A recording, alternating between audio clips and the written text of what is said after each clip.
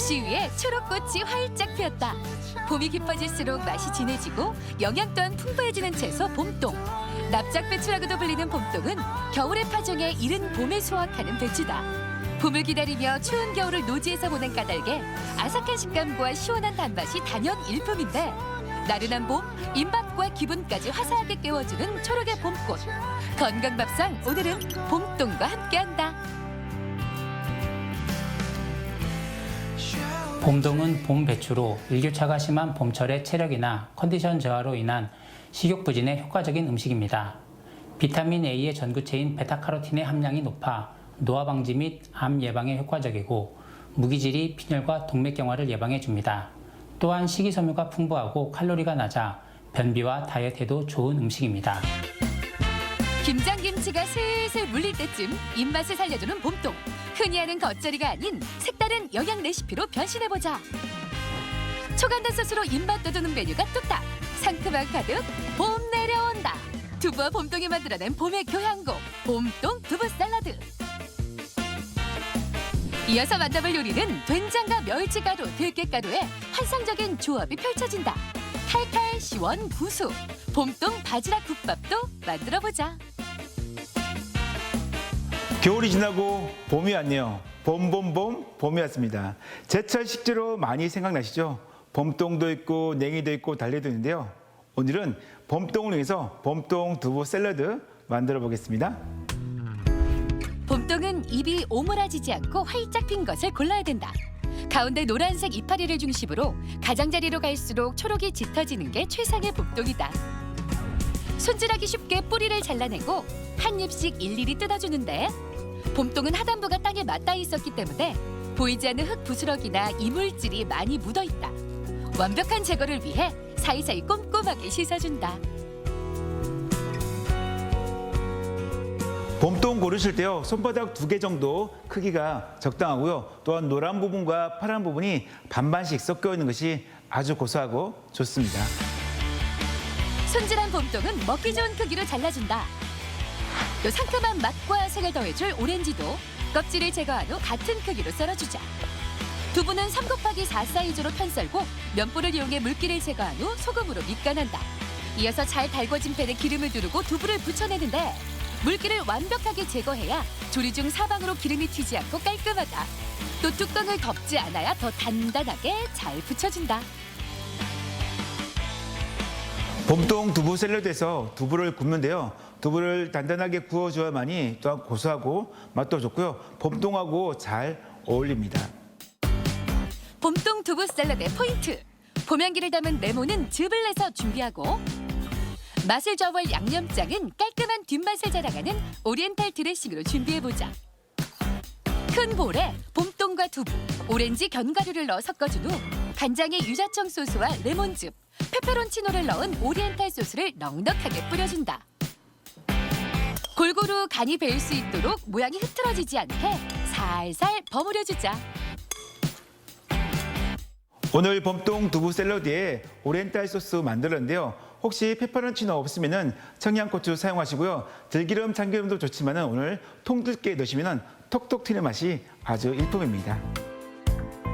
짭조름한 봄동 겉절이가 겨울의 끝자락을 달궜다면 침샘 자극하는 새콤한 소스의 봄동 샐러드는 그야말로 봄이다. 평범한 봄동의 화려한 변신. 톡톡 터지는 통들깨가 먹는 재미를 더하고 부드럽고 아삭한 식감이 4월의 입맛을 돋운다. 한국 사람 힘내는 거 뭐 있죠? 바로 밥심이죠. 밥과 봄동의 만남. 오늘은 봄동 바지락국밥 만들어 보도록 하겠습니다. 봄동은 보관 기간이 길어질수록 비타민 손실이 커지기 때문에 가급적 빨리 섭취하는 것이 좋다. 특히 수분이 많고 아미노산이 풍부해 단맛 또한 강한데, 생으로도 좋지만 국으로 끓이면 구수하고 달콤한 맛까지 우러나 그 맛이 일품이다. 한 장 한 장 이물질을 덜어내며 깨끗하게 씻어주자. 우거지를 손질하듯 겉장은 4등분해서 먹기 좋은 크기로 잘라준다. 손질한 봄동은 깔끔한 맛을 살리기 위해 끓는 물에 살짝 데쳐내는데, 이렇게 해야 봄동 특유의 플레가 사라진다. 잘 데친 봄동은 찬물로 헹궈내 물기를 꼭 짜준다. 봄동 바지락 국밥에서요. 봄동을 데치는 이유는 봄동에 들어있는 수분을 밖으로 끄집어내야만이 씁쓸한 맛이나 비린내가 안 나고요. 또한 색깔이 파릇파릇하게 보기가 좋습니다. 바지락 국밥에 들어갈 대파도 송송 썰어 준비하자. 청양고추는 채 썰고 두부는 깍둑 썰어 주사위 모양으로 준비한다. 봄동 바지락 국밥의 키포인트, 바로 봄동의 밑간을 미리 해주는 것. 다진 마늘에 된장, 국간장과 설탕, 그리고 멸치가루와 들깨가루를 듬뿍 넣고 양념장을 만들어 숙성시킨다. 그런 다음 데친 봄동을 넣어 조물조물 간이 잘 배이도록 골고루 묻혀준다. 오늘 봄동 바지락 국밥에서 육수가 필요 없거든요. 혹시 육수가 필요하시면 쌀뜨물 이용하시고요. 오늘은 멸치 가루가 들어갔기 때문에 육수를 사용하지 않습니다. 또한 멸치 가루가 없으면 멸치 액젓 조금만 넣으시면 아주 맛이 좋습니다. 된장 양념으로 밑간이란 봄동을 끓는 물에 넣고 잘 우러나도록 익혀준다. 한 김 끓어오르면 청양고추와 두부, 또 미리 해감해둔 바지락을 넣어주는데 된장과 봄동의 환상궁합은 물론이요. 들깨와 멸치가루의 구수한 콜라보, 거기에 바지락이 주는 바다향까지 된장국의 풍미가 다르다. 오늘 국밥에서 바지락 대신에 요즘 쭈꾸미가 또 나오면은 쭈꾸미도 좋고요. 또 간을 심심하게 했거든요. 된장이나 국간장으로 간 맞추시면 좋습니다.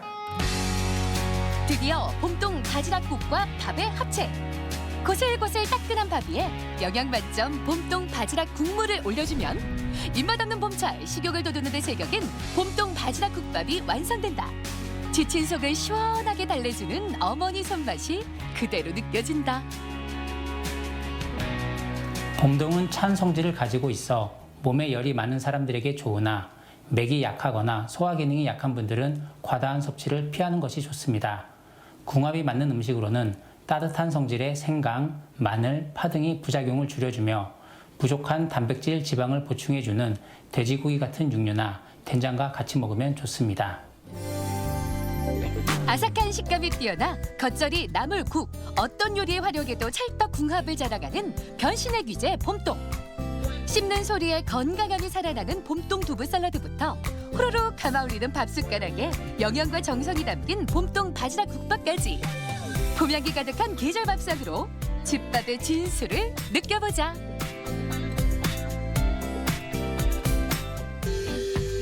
건강 플러스 인사드립니다. 안녕하세요. 김경섭입니다. 안녕하세요. 임보라입니다. 예, 올해는 봄꽃들이 일찍 개화하면서 아름다운 풍경을 선물해주고 있는데요. 한편으로는 이 봄이 두려운 분들도 있습니다. 바로 알레르기 환자들인데 이 꽃가루에 황사, 미세먼지가 극성을 부리면서 알레르기 환자들은 이 재채기와 콧물이 마를 새가 없다고 하잖아요. 맞습니다. 천식의 알레르기, 비염, 거기다 꽃가루로 인한 결막염까지 증가하고 있는데요. 기상청은 이런 알레르기 환자들을 위해서 아침과 저녁 이렇게 하루에 2번씩 꽃가루 농도 위험 지수를 발표한다고 합니다. 네, 이 4단계로 구분해서 대응 요령까지 알려주고 있는데요. 이 꽃가루 알레르기 때문에 외출하기가 어렵다 하는 분들은 미리 오늘은 위험 지수가 어느 정도 되는지 확인하고 대처하시면 더욱 좋겠습니다.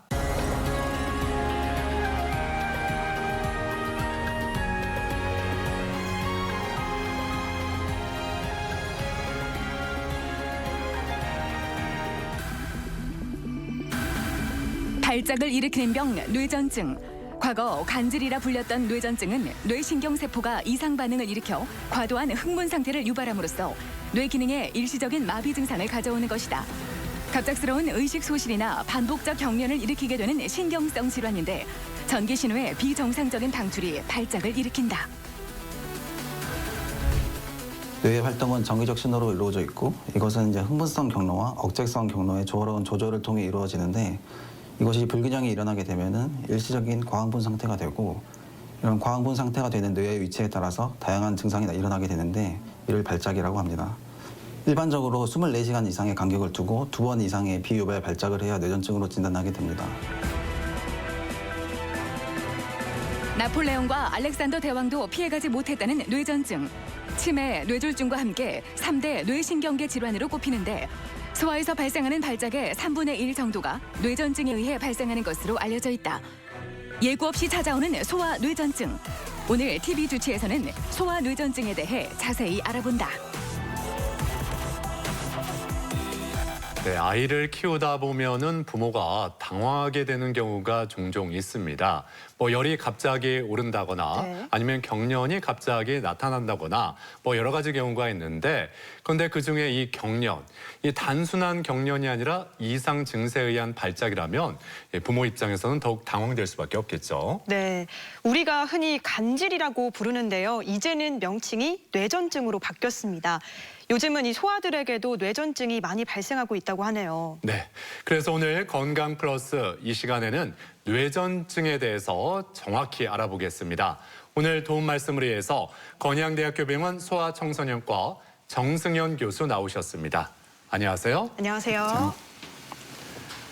자, 오늘 주제가 소아 뇌전증인데 뭐 앞서 말씀드린 대로 내 아이에게 갑작스러운 발작 증세가 나타난다면 부모 입장에서는 정말 당황스러울 수밖에 없는데 먼저 이 뇌전증이 무엇이고 발작이 왜 일어나는지 이 점부터 좀 짚어주시죠. 뇌전증은 이제 발작이 재발할 수 있는 소인을 가질 수 있는 뇌의 질환이 되겠고 일반적으로 뇌의 활동은 뇌의 흥분성 기전과 억제성 기전이 조화가 깨지게 되면은 뇌세포가 일시적인 광화분 상태에 들어가게 되고 이런 광화분이 생기는 위치나 이런 흥분성 전이가 어디로 퍼지는지에 따라서 다양하게 증상이 나타날 수가 있습니다. 네. 아이의 상태에 따라서 발작의 양상이 굉장히 다양할 것 같은데요. 어떤 식으로 나타나나요? 발작의 양상은 대부분은 이제 운동 증상으로 나타나게 되는데 운동 증상에는 강직이라는 것은 이제 몸에 힘이 들어가는 것이고 간대는 몸이 이제 리드믹하게 까딱까딱거리면서 움직이는 것입니다. 또한 이제 무긴장 발작은 긴장이 갑자기 없어지면서 머리를 떨어뜨린다든지 이런 양상으로 나타나게 되고 근간대 발작 같은 경우에는 갑자기 깜짝 놀라는 것처럼 보이는 그런 발작을 보이게 됩니다. 또 뇌는 이제 몸의 여러 기관에서 감각을 인지하는 기능을 갖고 있기 때문에 냄새나 시각, 촉각 등이 없더라도 이것이 있는 것처럼 인지하게 되는 감각 증상이 나타날 수가 있고 그 외에도 이제 자율신경계 증상, 홍조, 두근거림, 구토 등이 나타날 수가 있고 또 기본 증상으로 데자뷰나 공포, 슬픔 같은 증상들이 나타날 수가 있습니다. 네. 아무튼 내 아이에게 평소와 달리 좀 이상한 행동이 나타났을 때 이게 발작인지 아닌지 어떻게 좀 구분을 할 수가 있을까요? 네, 일반적으로 이제 발작이 생기게 되면은 의식 수준이 떨어지기 때문에 단순히 이름을 부르는 것보다는 아이를 흔들어 봐서 아이가 바로 쳐다본다면은 발작의 가능성이 매우 떨어지게 되겠고 어린 영아 같은 경우에는 떨리는 증상을 보이는 경우가 많은데 이럴 때 아이를 손으로 잡아봐서 아이가 떨리는 게 멈춘다면은 발작의 가능성은 낮다고 볼 수가 있겠습니다.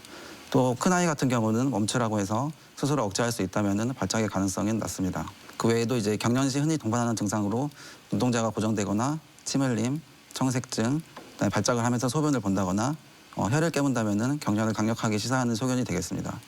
또 이렇게 한다고 해서 발작이 명확하게 구분되지 않는 경우가 많기 때문에 당황스러우시겠지만 휴대폰을 이용해서 비디오 촬영을 해주시면은 나중에 병원에 내원하셔서 저희가 볼 때 감별에 매우 도움이 되겠습니다. 또한 조금이라도 의심스러우시면 병원에 빨리 내원하셔서 전문가와 상담을 하시는 게 좋겠습니다. 근데 경련이라고 하면 사실 소아들에게서 많이 관측되는 그런 현상이잖아요. 뇌전증과 구분되는 경련에는 어떤 것들이 있을까요? 뇌전증은 일반적으로 이제 뇌의 질환이기 때문에 그 외부의 유발 요인이 없어야 이렇게 그 뇌전증을 생각하게 되는데 소아에서는 흔하게는 이제 열람에서 경련하는 열경련이 흔하게 있고 또 소아는 이제 금식 기간이 길어지는 경우에 이렇게 저혈당증이 생길 수가 있는데 보통 이제 아침에 일어나서 땀을 흘리고 처지면서 경련을 하는 증상으로 나타날 수가 있습니다. 또한 이제 머리를 부딪히고 나서 경련을 하는 경우가 있고 또 저나트륨 혈증 같은 전해질 장애가 있을 때 발작이 생길 수가 있습니다. 네. 자, 이렇게 뇌전증에 대해서 알아보고 있는데 좀 더 자세히 살펴볼까요? 이 뇌전증 왜 생기는 건지 그 원인을 좀 정리를 해주시죠. 뇌전증 원인은 이제 아주 어린 영아 같은 경우에는 출산 시에 손상이 생겨서 생기는 이제 신생아 허혈성 뇌병증 또는 이제 뇌 발달 기형 등으로 인해서 생기는 경우가 많고 그 외에도 이제 종양 같은 경우에 뇌 구조적 이상이 있어서 생길 수가 있습니다.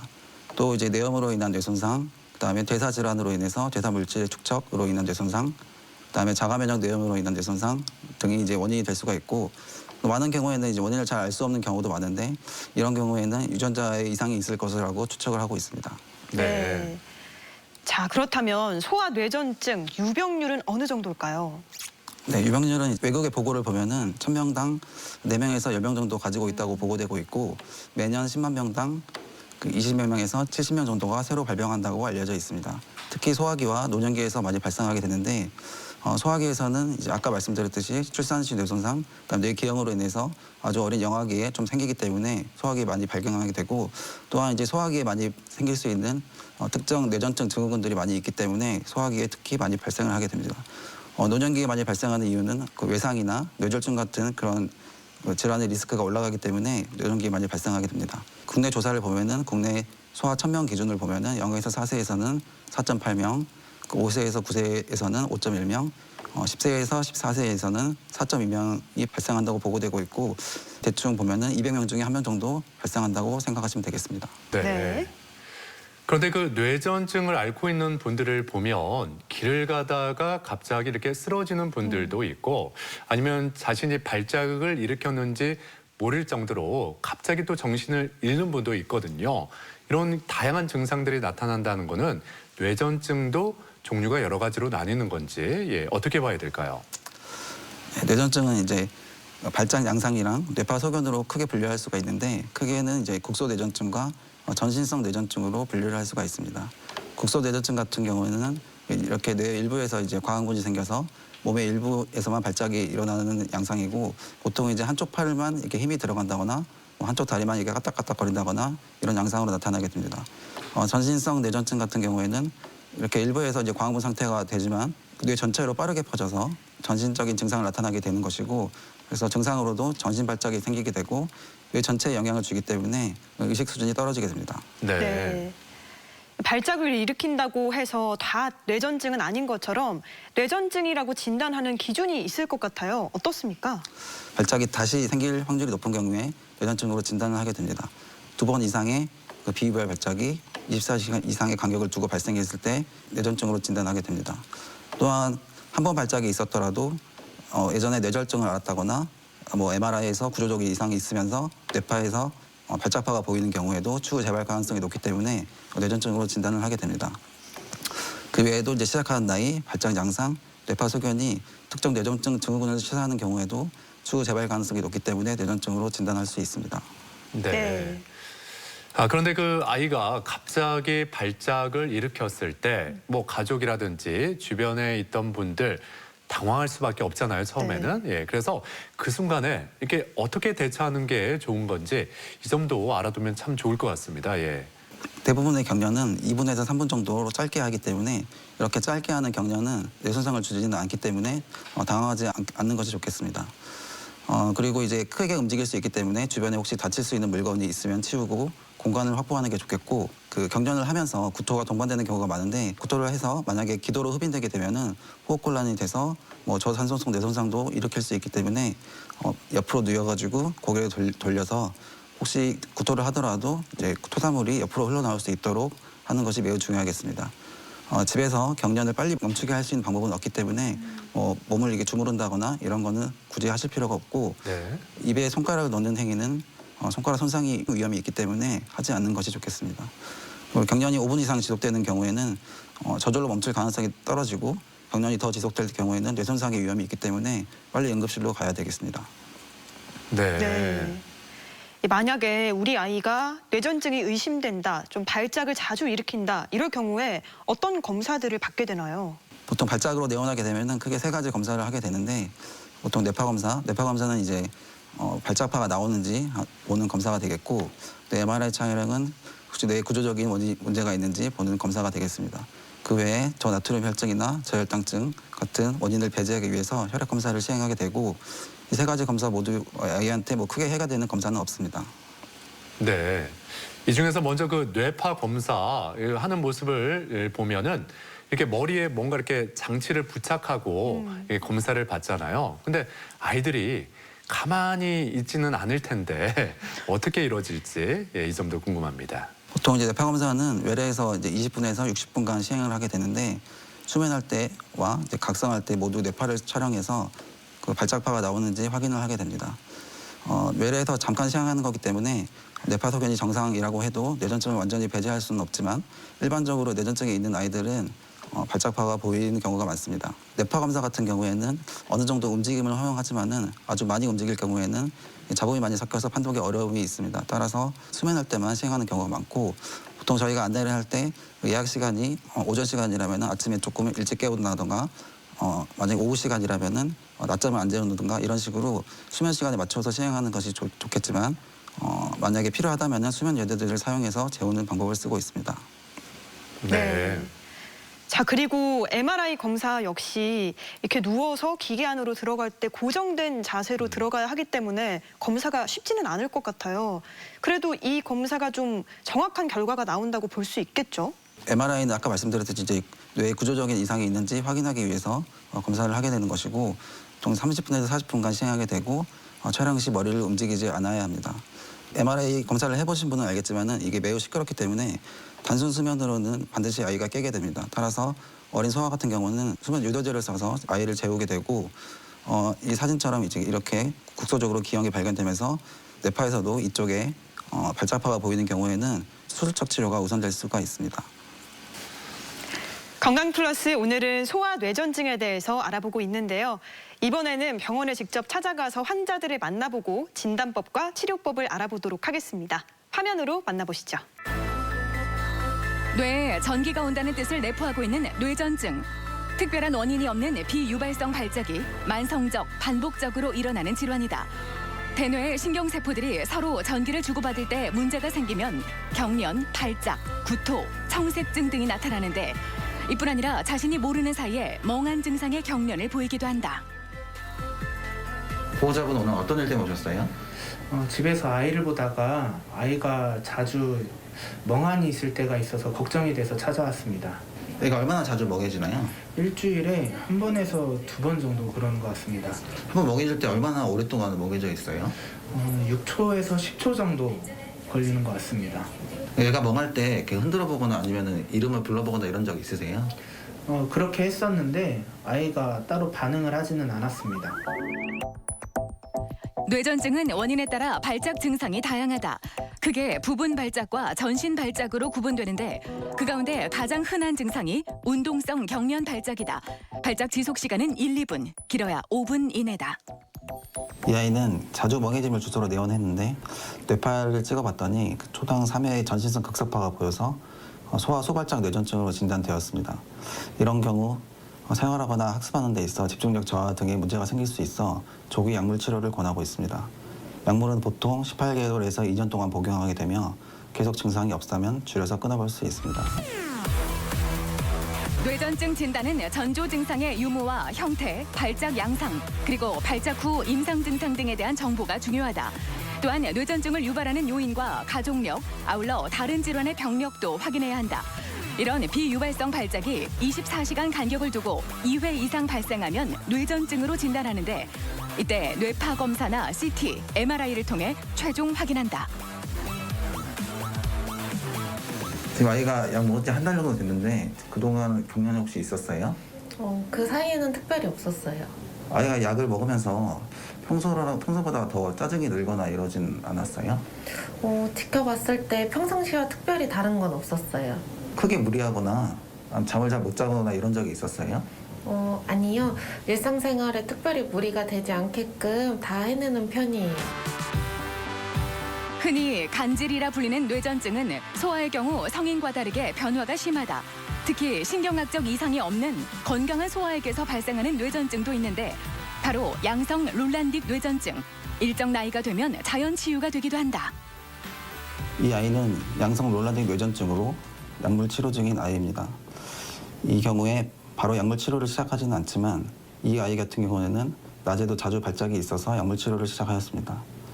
발작의 재발의 원인은 가장 흔하게는 약물을 빼먹는 것이기 때문에 약물을 빼먹지 않는 것이 가장 중요하고 또 잠을 충분히 자고 너무 무리하지 않게 하는 것이 좋겠습니다. 환자의 대부분은 일상생활에 지장이 없는 것으로 밝혀졌지만 아직까지는 사회적 편견이 남아있는 질환이다. 소아 뇌전증을 그대로 방치할 경우 일부에선 장애를 일으킬 수 있고 또 언제 어디서 발작이나 경련이 일어날지 모르기 때문에 위험성이 매우 높은 질환이기도 하다. 더욱이 자녀가 너무 어린 경우에는 초기 대처가 늦어질 수 있어 발달 과정과 행동들을 예의주시해야 한다. 발작은 보통 2, 3분 안에 저절로 멈추기 때문에 한 번의 발작으로 뇌손상이 일어나지는 않습니다. 한 번의 발작이라도 구토를 동반하여 기도로 넘어가 흡인이 일어난다면 호흡이 안 돼서 뇌손상의 발생의 가능성이 있으며 수영 같은 위험한 상황에 발작이 일어난다든지 주변에 위험한 물건이 있을 때는 또 발작이 일어나면 다칠 수 있습니다.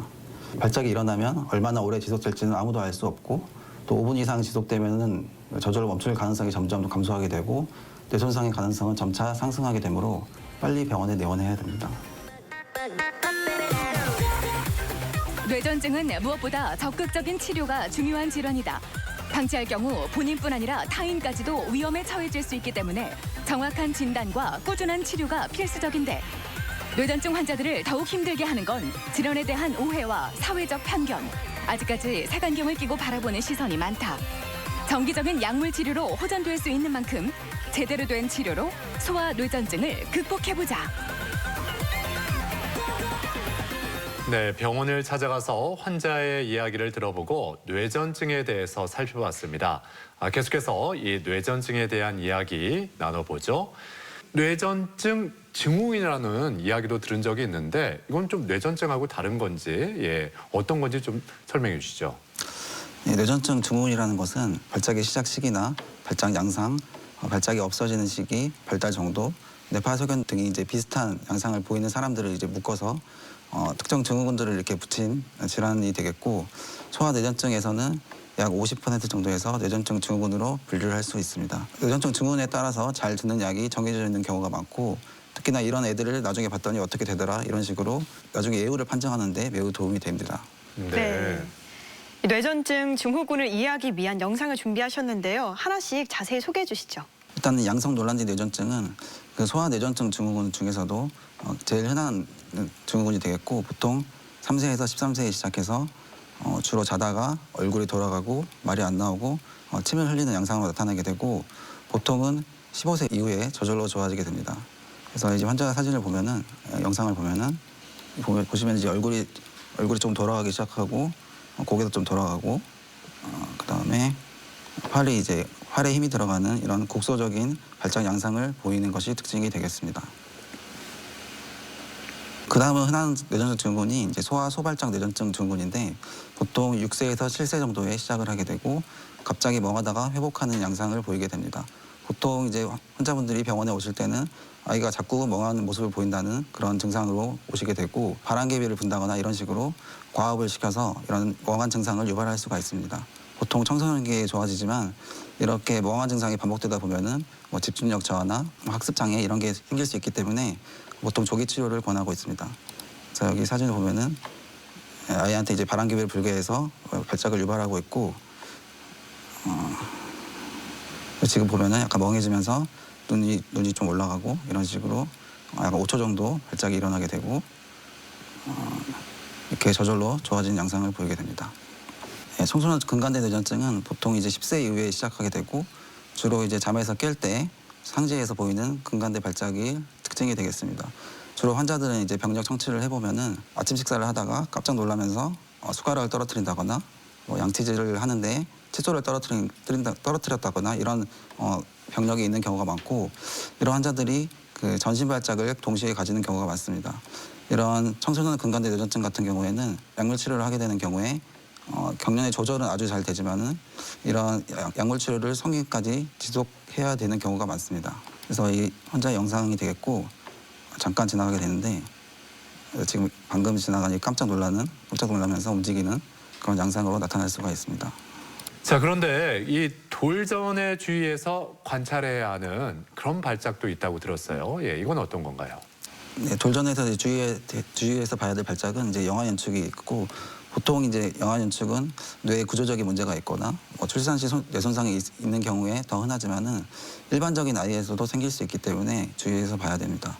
보통 이제 생후 3개월에서 9개월 사이에 시작하게 되고 연축이 한 번 생기면 여러 번 이제 반복되는 군발성으로 발생하게 되는데 이러한 영아 연축 같은 경우에 치료가 늦어질수록 이전 뇌전증으로 인해서 발달 지연이 생길 수 있고 또 퇴원까지 일으킬 수 있기 때문에 진단 즉시 치료를 시작해야 됩니다.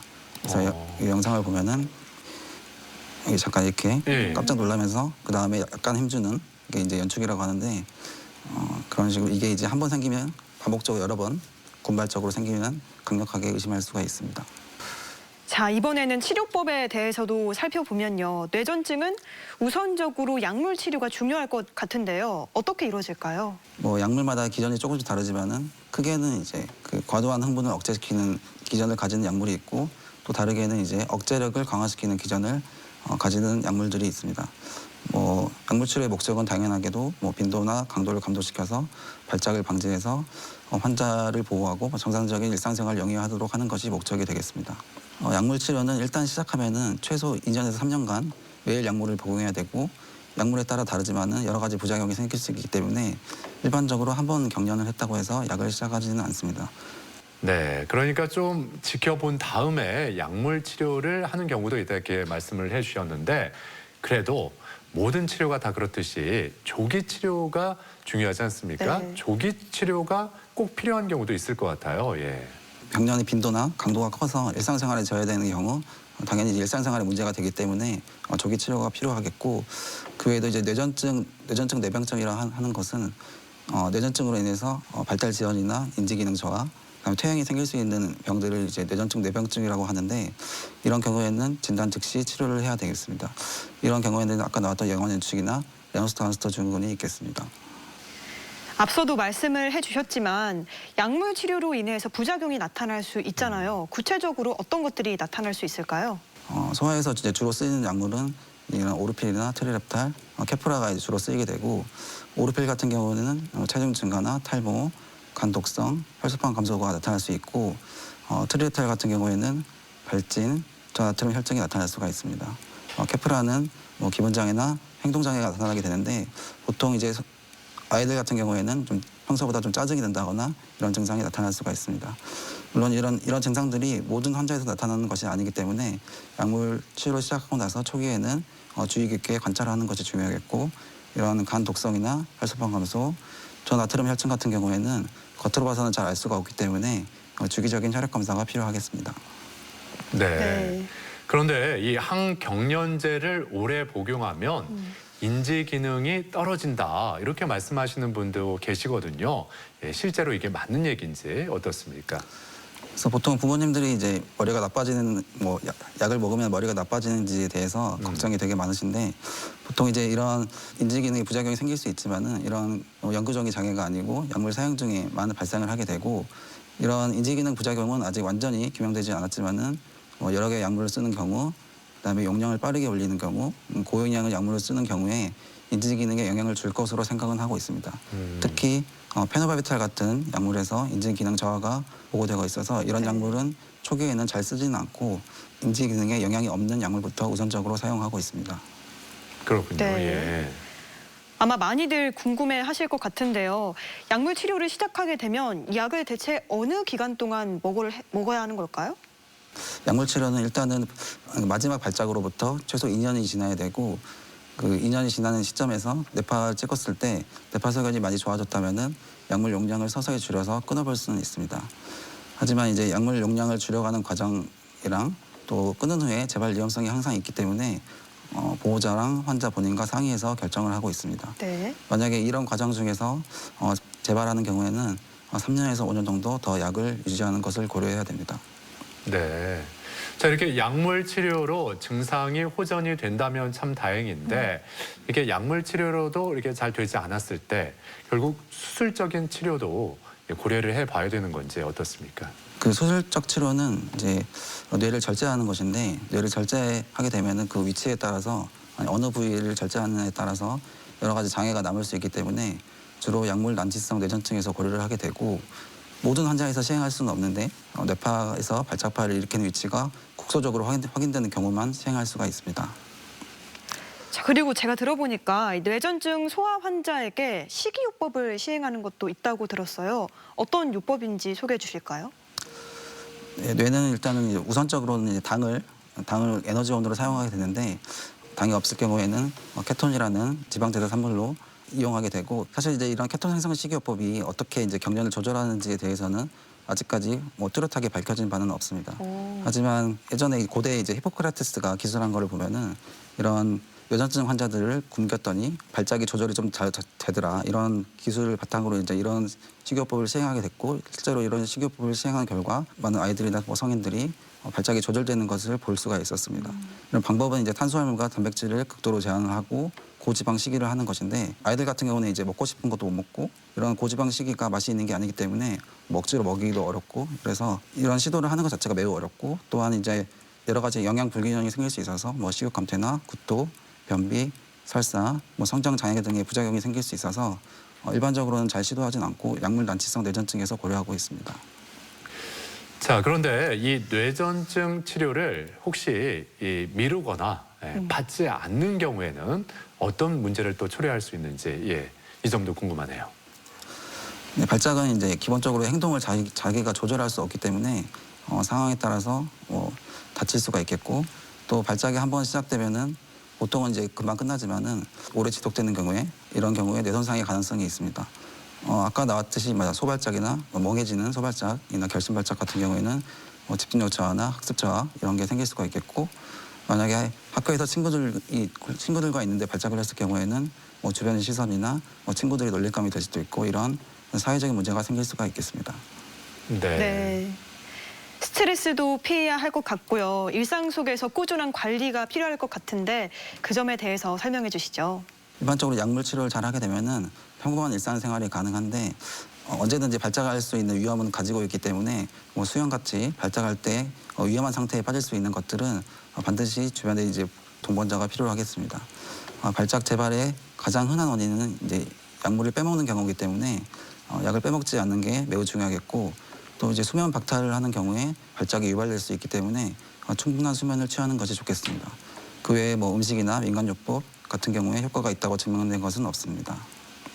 네. 그렇군요. 뇌전증 자녀를 둔 부모 입장에서 이 점 정말 궁금해하실 것 같습니다. 이 뇌전증 완치가 가능한지 또 예후는 어떻게 되는지 이 점에 대해서 말씀해 주시죠. 뇌전증은 이제 완치라는 표현을 잘 쓰지는 않는데 이제 왜냐하면은 이제 정상적인 사람도 어느 정도 발작할 수 있는 확률을 가지고 있기 때문에 완치라는 표현을 쓰지는 않습니다.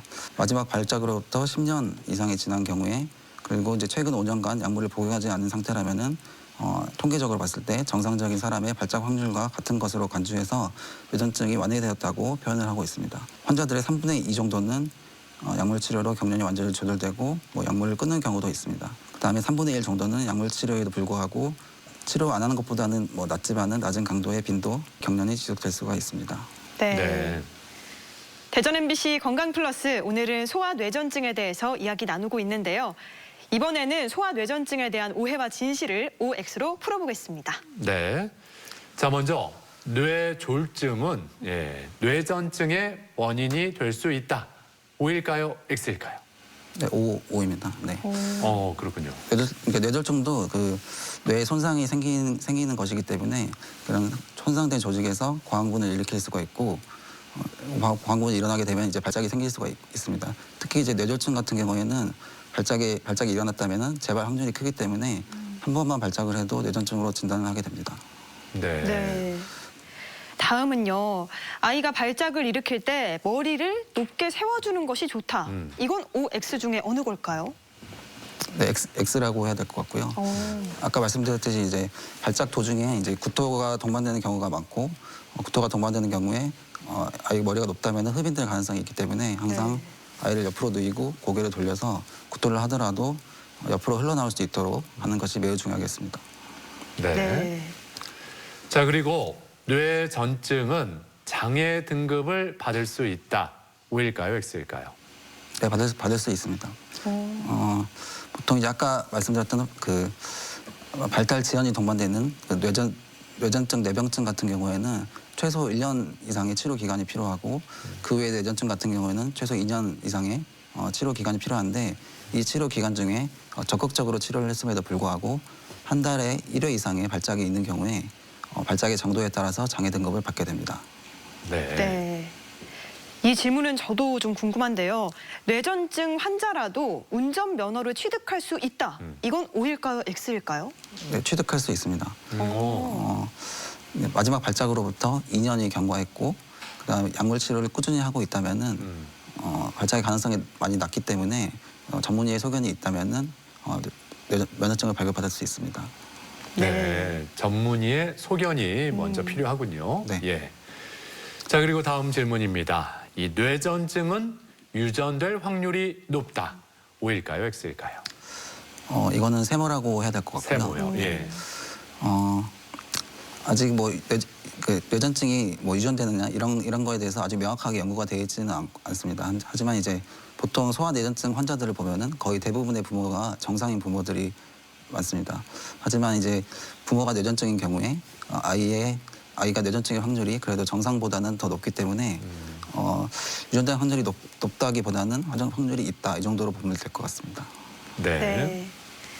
자, 이렇게 소아 뇌전증에 대한 오해와 진실을 OX로 풀어봤고요. 계속해서 시청자 여러분의 궁금증도 하나씩 풀어보겠습니다. 아이가 열이 오르면서 팔과 다리에 힘을 주면서 뻣뻣하게 움직일 때가 있어요. 이런 경우도 뇌전증을 의심해 봐야 하는 건가요? 네, 아이가 열이 많이 나면서 강직이 된다면 이것도 뇌전증을 의심해 봐야 되는 건지 물어보셨어요? 뇌전증은 이제 특별한 외부 요인이 없는 발작이 있어야 되기 때문에 열이 나면서 생긴 열병란은 이제 유발 발작이 하나로 되겠고 이런 경우에 이제 뇌전증을 생각하지는 않습니다. 하지만 만약에 아이가 발달 지연이 동반되어 있다든지 뭐 24시간 내에 2번의 발작 아니면 15분 이상의 15분 이상 길게 발작을 한다든지 또 국소 발작을 하는 경우에는 추후에 뇌전증으로 이행할 가능성이 있습니다. 혹시 뇌전증을 진단받은 아이는 약을 평생 복용해야 하는 건가요? 아까 언급을 해주셨지만 약을 평생 먹어야 하는지 이 부분에 대한 고민이 깊잖아요. 한 번 더 구체적으로 설명해 주시죠. 네, 뭐 아까 말씀드렸듯이 이제 최소 2년간은 발작이 없어야 되고 뇌파 성분이 좋아졌다면은 뭐 환자나 보호자랑 상의해서 약을 끊어볼 수는 있습니다. 그렇지만 이제 항상 언제나 재발 위험성은 항상 가지고 있습니다. 뇌전증을 앓았던 아이가 치료 정상적으로 생활하다가 성인이 되어서 다시 재발할 수도 있는 건가요? 네, 이 소아 뇌전증이 있다가 나중에 성인이 돼서 이게 다시 나타날 수 있는 건지 뇌전증이 이 점을 물어보셨어요. 네, 이것도 아까 나오긴 했는데 이제 마지막 발작으로부터 10년이 지나야 이제 정상적인 사람과 같은 확률로 이제 발작을 할 수 있는 확률이 되는데 그렇기 때문에 뭐 10년 전에는 언제든지 발작을 다시 할 수 아주 드물지만은 발작을 할 수 있다고 보셔야 될 것 같습니다. 네. 끝으로 소아 뇌전증에 대해서 꼭 기억해야 할 점, 핵심을 요약해 주시면 좋을 것 같은데요. 소아 뇌전증은 네모다라고 한다면 이 네모를 어떻게 채워주시겠어요? 저는 이제 소아 뇌전증을 머리에 생기는 알레르기다 이렇게 정의하고 싶고요. 이제 아까 유병증이 나왔는데 보통 200명 중에 1명 정도로 아주 드문 질환은 아니면서 뭐 알레르기 같은 경우에는 이제 몸의 면역계가 과활성돼서 생기는 질병이 되겠고 뇌전증 같은 경우에는 뇌세포의 과활성에 의해서 생기는 병이 비슷하다고 생각을 했고 또 평상시에 이제 약을 잘 먹고 관리를 잘 한다면은 충분히 일상생활이 가능하기 때문에 편견을 많이 갖지 않으셨으면 좋겠고 처음부터 너무 심각하게 생각하지 않으셨으면 좋겠습니다. 네. 자, 대전 MBC 건강 플러스 오늘은 소아 뇌전증에 대해서 자세히 살펴봤습니다. 지금까지 도움 말씀에 소아청소년과 정승현 교수였습니다. 오늘 말씀 고맙습니다. 고맙습니다. 고맙습니다.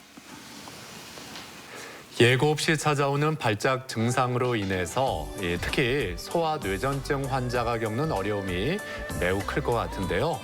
무엇보다도 주변의 따뜻한 시선과 관심이 중요하지 않나 싶습니다. 네, 그렇습니다. 편견을 없애는 게 가장 중요한 게 아닌가 싶습니다. 또 혹시라도 뇌전증으로 쓰러진 환자를 본다면 그냥 지나치지 마시고 오늘 배웠던 조치들을 기억해 뒀다가 실천해 주시면 좋겠습니다. 네. 건강 플러스 오늘 저희가 준비한 내용은 여기까지입니다. 이번 한 주도 건강하게 보내시길 바라고요. 저희는 다음 이 시간에 다시 인사드리겠습니다. 함께해 주신 여러분 고맙습니다.